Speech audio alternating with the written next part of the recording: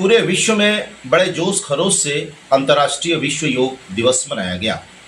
भारत की विश्व को सबसे बड़ी देन है योग। योग का आशय उस साधना से है जो आत्मा को परमात्मा से जोड़ दे। स्वयं को पाना ही योग का लक्ष्य है। खुद में सबको देखना और सब में खुद को पाना विश्व बोध की अंतर्लय है। आत्मा विसर्जन विराटता बोध की पूर्व शर्त है। जब राधा तबहि मुख माधव माधव रटत रहे, जब माधव वह जात सकल तन राधा बिरहद है। यह प्रेम की पराकाष्ठा है। जब तक राधा राधा थी तब तक माधव माधव रटती रही, लेकिन जब राधा माधव हो गई तब राधा राधा के वियोग में जलने लगी। यह राधा का कृष्णमय हो जाना व्यष्टि का समिष्ट में विलयन है। ज्ञान योग की अंतरलोक की यात्रा है।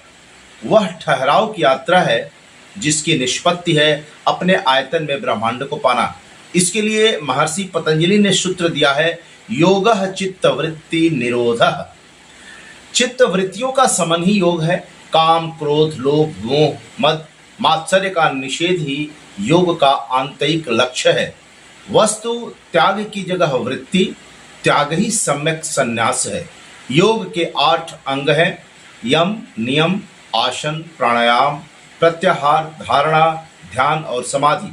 समाधि के भी 2 चरण है, सविकल्प समाधि और निर्विकल्प समाधि। इसे असंप्रज्ञात समाधि या निर्वीत समाधि भी कहते हैं।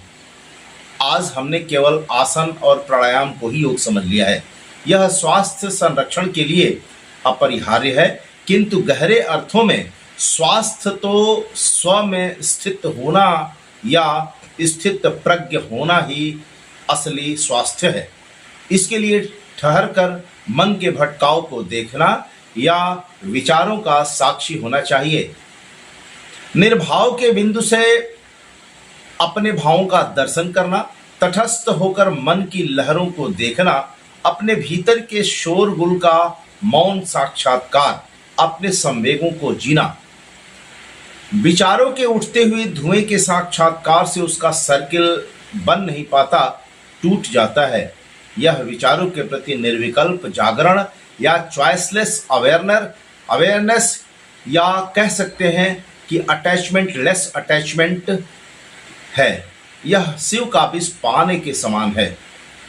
मानो गंगा की तरह विचारों के आवेग को अपनी जटाओं में धारण कैसे करने जैसा है।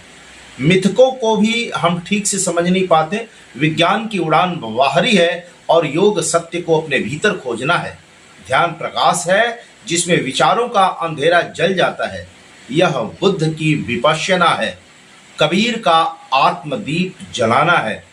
सुन महल में दिया बारी ले, आसन सो मत डोल रे। योग शून्य शिखर का आरोहण है, केवल बाह्य कर्म कांड नहीं। एक दिन योग करने से कोई पहलवान नहीं बन जाता। निरंतरता आवश्यक है। योगी तो सुषुप्ति में भी जागता रहता है। कृष्ण गीता में कहते हैं कि योगी मोह रूपी रात्रि में जागता रहता है। या निशा सर्वभूतानाम तस्याम जागर्ति संयमी। अपने प्रति चैतन्य रहना या दृष्टा भाव को उद्बुद्ध करते रहने से हम परम चैतन्य महाप्रभु को प्राप्त कर सकते हैं। विचारों के न तो उन्मुख होना न विमुख होना, बल्कि सन्मुख होना ही ध्यान की कला है। ध्यान एकाग्रता नहीं समाग्रता है। संपूर्ण सृष्टि को अपने भीतर अनुभव करना और प्रकृति के प्रत्येक उपादान में उसी परम सत्ता के सौंदर्य को देखना आत्म विस्तार का प्रकार है। प्रत्येक रूप में वही अरूप छिपा है। प्रत्येक पत्थर में प्रभु के विग्रह को देखना ही आत्मज्ञान है। योग के माध्यम से ही आत्मबोध का प्रतिफलन संभव है। हठ योग में कुंडलिनी जागरण के माध्यम से मूलाधार से लेकर आज्ञा चक्र और सहस्रार चक्र तक 7 चक्र की यात्रा का आख्यान निरूपित किया गया है और ईड़ा और पिघला नाड़ियों में संतुलन साधते हुए सुषुम्ना को जागृत किया जाता है। लेकिन स्वामी विवेकानंद जी ने ज्ञान योग और राजयोग को प्रस्तावित किया है। यही कबीर की सहज समाधि है जिसमें राम नाम रस भीनी चदरिया बीनी जाती है। साधो सहज सहज समाध भली, अहर्निश जागरण का समग्र अवधारणा के इस बिंदु को ज्ञान योग और भाव योग का संगमन बिंदु कह सकते हैं। प्रैक्टिकल साधना में उतरकर अनुभव किए बिना यह संपूर्ण व्याख्या निस्सार है और इस तथ्य को मैं कुछ दूर तक सत्यापित कर सकता हूं। मेरी दृष्टि में अपने मन की पूरी संरचना को समझना ही योग है और समग्रता में चेतना के निर्मित के साक्षात्कार के बाद अमन की अवस्था की प्राप्ति योग का चरमोत्कर्ष है। क्योंकि कबीर के अनुसार मन की माया ही पर्याप्त है, इसके लिए अंततः मुक्ति की कामना से मुक्त होना पड़ता है। धन्यवाद। आप देख रहे हैं उत्तर प्रदेश टाइम्स।